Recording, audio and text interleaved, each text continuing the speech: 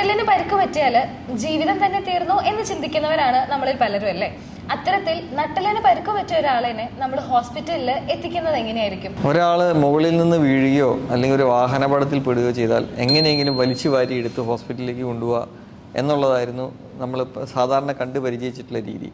പക്ഷെ നട്ടെല്ലിന് പരിക്കുണ്ടാവാൻ സാധ്യതയുണ്ട് ഇത്തരം പേഷ്യൻസിന് എന്ന് നമ്മൾ മനസ്സിൽ കണ്ടുകൊണ്ട് ചില കാര്യങ്ങൾ നമ്മൾ വളരെയധികം ശ്രദ്ധിക്കാനുണ്ട്. ഒന്നാമത്തെ കാര്യം, കഴുത്ത് സ്റ്റെബിലൈസ് ചെയ്ത് പിടിക്കണം. കഴുത്തിൻ്റെ ഭാഗത്തുള്ള നട്ടെല്ലിന് പരിക്കുണ്ടാവാൻ സാധ്യതയുണ്ടെന്ന് മനസ്സിൽ കണ്ടുകൊണ്ട് അത് സ്റ്റെബിലൈസ് ചെയ്ത് പിടിക്കണം.